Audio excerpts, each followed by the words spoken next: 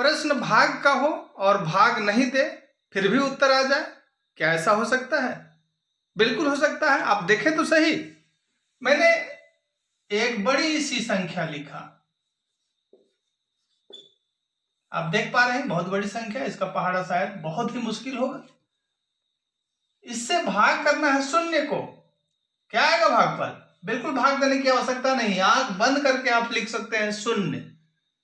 यानी शून्य को कोई भी छोटी संख्या से या बड़ी संख्या से भाग दें, बिल्कुल शून्य ही आएगा। लेकिन यहां पे ध्यान रखना है, शून्य को शून्य से हम भाग नहीं दे सकते, तो हर में शून्य नहीं रखना है, यह अनडिफाइंड है, इसका सिर्फ ख्याल रखना है, यह अपरिभाषित है। तो अदर देन जीरो, हम कोई भी बड़ी सी बड़ी संख्या या छोटी सी छोटी संख्या से अगर शून्य को भाग देने का प्रयास करें तो हमें रिजल्ट शून्य ही आएगा।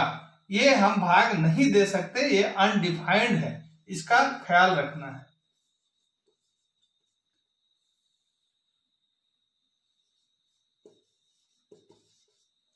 फिर और आगे अगर बढ़ें तो यहां तो हमने देखा कि शून्य को भाग दिए छोटी संख्याओं से या बड़ी संख्याओं से, हमको रिजल्ट जीरो ही मिलेगा, शून्य ही मिलेगा। और आगे चलते हैं, बहुत बड़ी संख्या है, कुछ भी हो लिख सकते हैं। अगर इसे एक से भाग दें तो भागफल क्या आएगा? हमेशा ऊपर वाला ही जो संख्या है एक से भाग देने पर वही होगा, वही भागफल होगा। इसका हमें बिल्कुल ध्यान रखना है।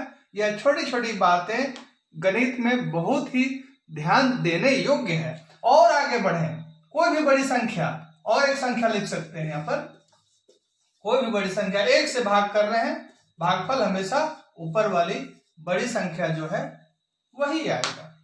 और आगे बढ़, और आगे चलते हैं, बड़ी सी बड़ी संख्या हम ले सकते हैं, कुछ भी बड़ी संख्या ले लिए, बहुत बड़ी संख्या ले लिए। अगर 10 से भाग करना हो तो भाग देने की बिल्कुल आवश्यकता है ही नहीं।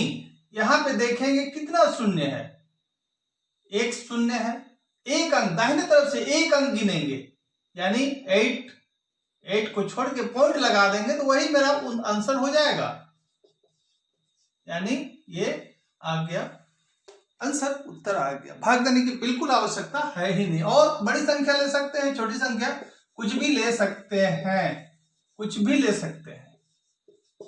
10 से भाग देना है, एक अंक छोड़ करके दाहिने तरफ से हमें दशमलव बैठा देना है, वही उसका भागफल होगा।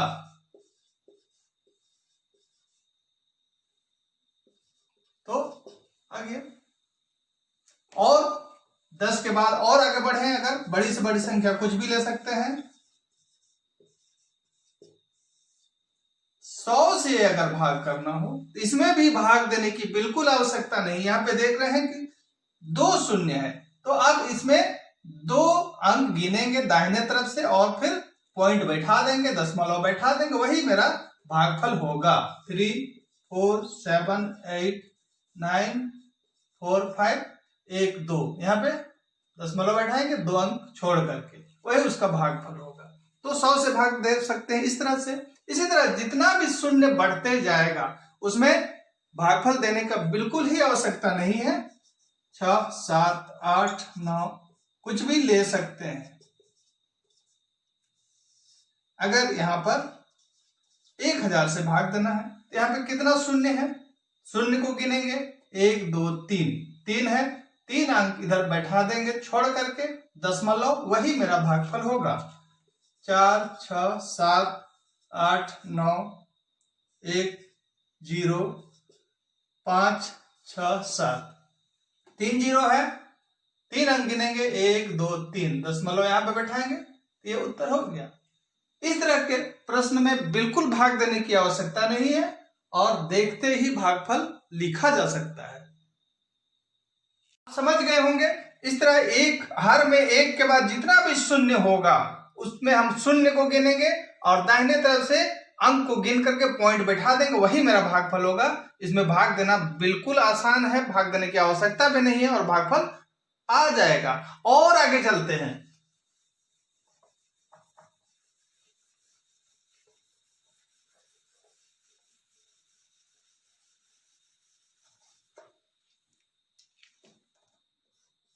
कोई भी बड़ी संख्या ले सकते हैं। नीचे अगर 5 हो तो इस तरह के, अगर हर में 5 हो तो यहाँ पे देख रहे हैं कि 5 से भाग देना है, तो भाग बिल्कुल नहीं देंगे, इसमें भी भाग नहीं देंगे और आंसर आएगा। तो इसमें करना क्या है, अंश में जो संख्या है उसको हमको 2 से गुना करना होगा। अंश को गुना कर देना है 2 से, तो गुना करेंगे इससे 2 से, कितना हो गया, 2 चौके 8, 2 तिया 6, 2 दूना 4 और 2 का 2। अब एक अंक गिनेंगे, अगर हर में 5 हो तो एक अंक दाहिने तरफ से गिनेंगे और दशमलव बैठा देंगे, आ गया उत्तर। प्रश्न है भाग का और भाग हमने नहीं दिया, फिर भी आंसर आ गया। क्यों ऐसा हो रहा है, क्योंकि अंश में 2 से मैंने गुना किया, तो बैलेंस करने के लिए हर में भी 2 से गुना करना पड़ेगा, और 2 से गुना करेंगे तो 5 को 2 से गुना करेंगे 10, और अभी अभी हमने देखा था कि 10 से भाग देना हो तो भाग देने की बिल्कुल आवश्यकता नहीं है। तो वही लॉजिक इसमें काम कर रहा है। तो जब भी हर में 5 हो तो उसे हम 2 से अंश वाले को जो भी संख्या हो उसे गुना करेंगे और एक अंक छोड़ करके दशमलव बैठाएंगे, मेरा भागफल आ जाएगा। और आगे बढ़ते हैं, कोई भी बड़ी संख्या ले सकते हैं। नीचे अगर 25 हो, यानी हर में 25 हो, तो इसे भी भाग देने की आवश्यकता नहीं। अब अंश में इसे हमें अंश में जो भी संख्या हो उसे हम 4 से गुना करेंगे, 4 से गुना करेंगे और इसमें भी हमको भागफल आसानी से आ जाएगा। तो 4 से गुना करेंगे, कितना हो रहा है, 4 दूना 8, 4 8 32 का 2, 4 7 28 और 3 31 हुआ, 4 6 24 और 3 27 हुआ, 4 चौके 16 और 2 18। अब 25 रहे तो यहाँ पर एक अंक नहीं गिनेंगे बल्कि 2 अंक गिनेंगे, उसके बाद दशमलव बैठाएंगे, 1 और 1 2 दशमलव यहाँ पे बैठाएंगे। तो यहाँ पर भी भाग का प्रश्न है लेकिन गुना करके उत्तर आ जाएगा। क्यों आ रहा है इसमें भी आप ध्यान दें, हर को अगर 4 से गुना करेंगे तो 100 आएगा, क्योंकि अंश में गुना कर रहे हैं तो बैलेंस करने के लिए हर में भी करना पड़ता है, लेकिन करने की यहाँ पे आवश्यकता नहीं, सिर्फ हमें ध्यान में रखना है।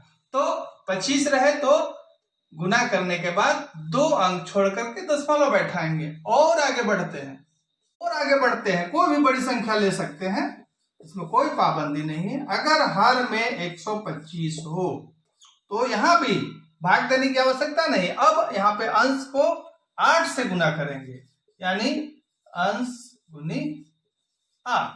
तो यहाँ पे गुना करेंगे पहले 8 से, 8 7 56 का 6 बचा 5, 8 6 48 और 5 53, 5 बच गया, 8 5 40 और 5 45, 8 चौके 32 और 4 36, 3 बच गया, 8 तिया 24 और 3 27। अब 125 जब हर में है तो हम 2 अंक नहीं गिनेंगे, एक अंक नहीं गिनेंगे, दाहिने तरफ से 3 अंक गिनेंगे, 1 2 3 और उसके बाद दशमलव बैठा देंगे, तो उत्तर आ गया।